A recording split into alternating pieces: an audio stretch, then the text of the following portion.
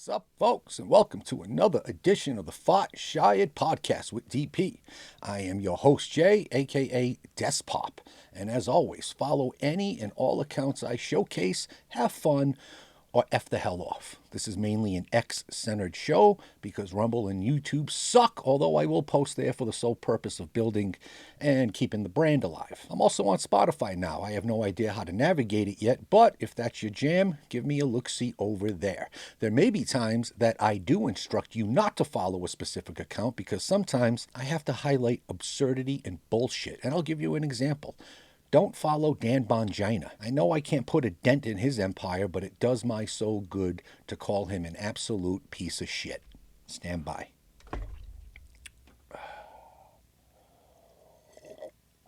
Gonna need some caffeine from this rant. There you go. Shired podcast mug for sale. Link is in the bio. And this is the Antifa edition. See? Antifa, hearts, pedos. If they don't exist, they can't sue me for taking their fucking logo, right? If they do sue me, they're exposed. Fuck them all. Although I refused to give him a click or view on any of his platforms yesterday because that's how they get paid, folks.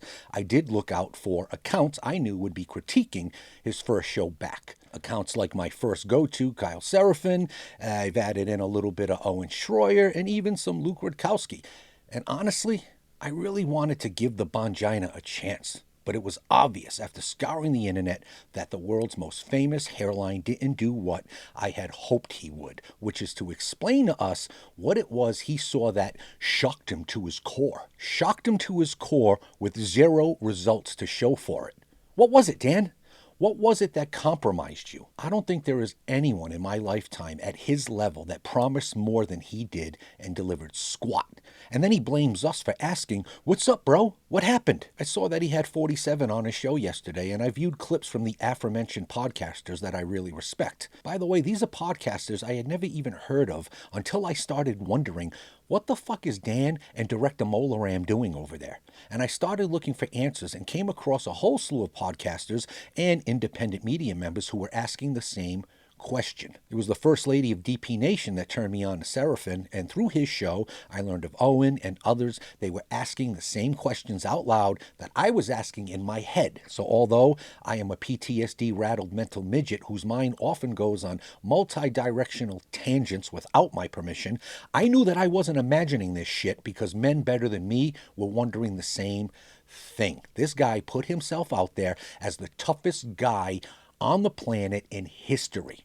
He reminded me of a WWE wrestler, but he was one of those guys who's kind of on his own. He's neither a face nor a heel. My kind of guy, down the middle without compromise. Back in my day, when I was a kid, the WWE was called the WWF. And professional wrestling, along with the Celtics and Patriots, were my whole existence as a kid. My father was a sergeant at the time in the police department in Providence. And being the capital city, we had the Civic Center, and it hosted numerous events, including wrestling. My father kept two things from me as a kid. One, he never told me the truth about Santa Claus. And two, he never told me wrestling was fake. Nope. Instead, he made me learn that on my own. So, when the WWF was in town, it was oftentimes televised or taped for a later airing, and as a result, Vince McMahon wanted the place jammed to the rafters. The Civic Center had its own event security, but like with all event centers, it was supplemented by local police, both for arrest and enforcement, as well as facilitating pedestrian and vehicle traffic outside, both before and after the event. And when the manager knew early on that the event wouldn't sell out, and at Vince's urging, he'd go to the police on hand and say, "Hey, you got any family that likes wrestling or basketball or the Globetrotters?" Basically whatever was playing that particular night. Well, get them down here so the seats look full. My dad would call his wife, my stepmom also on the job, and he would say, "Go grab the kids," being my little brother and I, and get them down here. There was always enough time to get in, get refreshments, and get seated before it even began. Then on the back end, sometimes we had to stay a few hours after the show because the police were expected to help clear out the crowd in addition to facilitating the foot and vehicle traffic in the immediate area. There were usually a handful of cops' kids that would congregate in the lobby and play manhunt or tag while our parents worked. Actually, very often we got to meet all the stars, and it was always special because I thought these guys were so cool. I never saw them as actors until one night where all my beliefs got completely teabagged. A bunch of us kids were running around the lobby late night on soda and candy sugar highs while waiting for our pops to get done. We were messing around one night near like a massive freight elevator, and we heard the ding, and the doors opened, and it's a group of them. It required a freight elevator to move this group. They were that big. I remember Hulk, the Ultimate Warrior, the fucking guy, the haircut, Brutus the Barber Beefcake, the Iron Sheik was there, and there was a tag team duo. I can't recall what their names were, but they were famous. They were the champions at the time. And they all came off the elevator together. They were joking around. They were patting each other on the back. And we followed them speechless out of the arena, and they walked the couple of blocks up to Federal Hill, which was our little Italy. And there was a restaurant there that agreed to stay open late to seat them privately. Dude, they were all friends. Guys we just saw trying to rip each other's heads off are now walking practically hand in hand. What the ever-loving fuck? I stopped watching wrestling immediately after because I was heartbroken.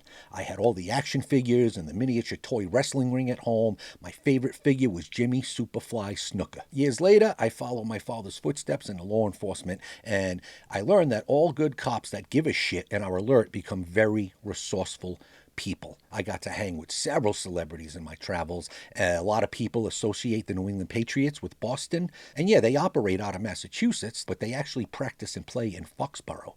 Gillette Stadium is easier to get to from Rhode Island than it is Boston. And I don't know if it still holds true to this day, but before the Dynasty era, starting like in the early 2000s, I believe Rhode Islanders held most of the season tickets. I used to hang with and drink with several players that will go unnamed due to the debauchery and shenanigans I witnessed and may have taken part in. I'm not naming any of the cheerleaders.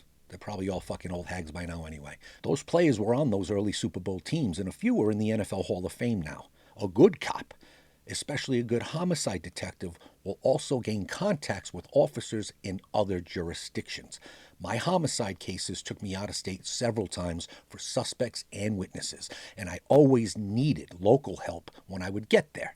As a result, I got to know a few Capitol police officers, D.C. cops. I also knew cops who quit their job to become personal drivers to Rhode Island congressmen and senators, moving to D.C. with their entire family for the gig. And what I learned about D.C. will make the average American sick. Just like professional wrestling, folks, it's all fake and performative bullshit. To you MAGA sycophants and suck-ups, do you realize that Trump, who, by the way, I support wholeheartedly, full stop, but do you know he could end the bullshittery in Minneapolis and Portland and Chicago and LA right now? And I don't mean by pulling ice out. He could drop the fucking hammer. Why hasn't he? Oh, he's just showing grace. Fuck that. He's doing it for the same reason why someone like Elizabeth Warren goes on a TikTok rant, for the same reason that Lindsey Graham goes on a similar, if not worse, rant to please his low-life followers. It's because as we are at war with each other, we lose focus on them and what they're doing with our lives and with our money. They need us to focus on the chaos and the trauma that these events create because we turn on each other. And when I found out that while those like LeBron Tiqua, Jasmine Crockett get us riled up, behind closed doors, just like the wrestlers, they eat together, they drink together, they get coked up together, and they even orgy together. Yep, I said orgy. The rumors are all true, folks. Those that listen to me often know I am the freakiest of freaks. I'll try anything once. My only rules are no kids and no puppies. And I'm telling you that I've heard stories from eyewitnesses that would make most people fucking puke. These are rumors I'm sure a lot of you have heard fairly recently. Rumors like a good number of our Republican representatives are closeted homosexuals. Yes, the most conservative amongst them are butt pirates. This is not a conspiracy, folks. This is legit.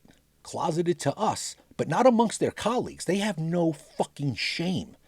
It's wide open within their circles. No one is who they say they are, and those few that seem to go their own way are branded as traitors to the cause. Guys like Rand Paul and Thomas Massie on our end, and John Fetterman on the Democrat side. MAGA eats up Massie, and progressives spit on Fetterman because neither will play the DC game. It's the WWE on a much more massive scale. And I'm not saying that to promote one or the other. I'm just telling you why there is so much hate out there for those two gentlemen. And Mr. Hairline, Dan Bongino, he was there for all of it. He knows the ins and outs and the truth of it all. He promised us to end their grift, and now he blames us for his failures. How dare we ask? And Daniel, that's all we're doing. We're not accusing, we're just asking. What was it that shocked you to your core, bro? You had the first 5 minutes of your show to prove to me that you weren't compromised. And I don't mean compromised as in they got dirt on you. I meant compromised in your mission. Compromised in the promises you made to us. Compromised as in you're clearly not the guy you sold us on all those years. We the people were making you filthy rich just by tuning in. You didn't quit the FBI, bro. You quit on us, the American people. I expected nothing from your bun buddy, Director Vindaloo, the guy talking about Valhalla while worshiping some god with 4 arms who was not remotely Viking. He was always a grifting, phony piece of shit. But you were one of us. We believed in you. You promised us Epstein, yet you protected his accomplices. You promised us the J6 pipe bomber. Instead, you arrested Radio, and you honestly think we believe he's the guy? Are you that fucking retarded? Or maybe it's your followers who are the true retards. I was one of them retards for the longest times. I still am a retard, but not your retard. Back when you would appear briefly on the Tucker Carlson show, all the way up until the Bartaramo interview, where I could see the compromise in your face. That look on your face was you realizing that you were not the man you had convinced yourself existed. And if we're now considered black-pilled, it's because of you. So with all due respect, and I mean with all due respect, go blow your dad. End of rant. Whew. I need a fucking nap. And now a moment to remember real cops and not phonies playing a role like professional wrestlers. It's time for the final call. On this date, February 3rd, 2020, Liberty County Sheriff's Office, Texas, Deputy Sheriff Richard Edward Whitten succumbed to complications of a gunshot wound sustained on May 29, 2019, while responding to a shots fired call in Cleveland. He was en route to a training class and had just driven past the scene of a double murder when the shooting was dispatched over the radio. As he responded back to the scene and encountered the suspect fleeing in a vehicle, Deputy Whitten and a member of the Cleveland Independent School District Police Department pursued the subject onto CR 2243, where the man immediately pulled into the parking lot of a veterinary office. As Deputy Whitten challenged the subject, the man produced a handgun and opened fire, striking him in the neck and paralyzing him. The other officer returned fire as the subject fled. The man later committed suicide after being located by other officers. Deputy Whitten was flown to Memorial Hermann Hospital in Houston in critical condition. On February 3rd, 2020, he suffered a complication while undergoing physical therapy and passed away. Deputy Whitten had served with the Liberty County Sheriff's Office for 4 years. Also, on this date, back in the day, February 3rd, 1914, Patrolman William Daywalt of the Waynesboro Police Department in Pennsylvania was shot and killed while trying to arrest 2 men who had just shot a woman in the foot. Daywalt and the Waynesboro police chief ordered the 2 brothers to leave town after they caused a disturbance. They followed the brothers to make sure they left town. One of the brothers opened fire on them and hit a young woman in the foot. Both of the officers pursued the brothers into a field east of town. Patrolman Daywalt was fatally shot in the field. The shooter was later shot and killed by a Pennsylvania state trooper while he ran away from the trooper. Patrolman Daywalt was survived by his wife and 5 children. May they both continue to rest in peace. And we'll end like we always do, folks, with a timeline cleanse. To all those out there struggling, remember to stop, breathe, survive. Later, bitches.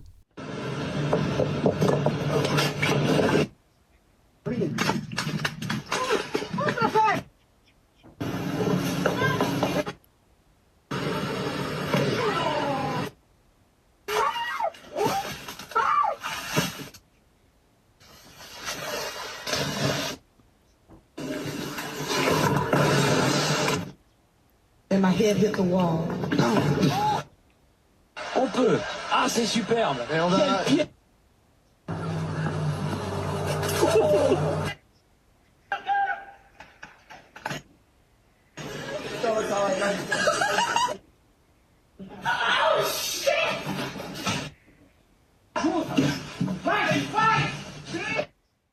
Get him, Jay. I'm not a cop.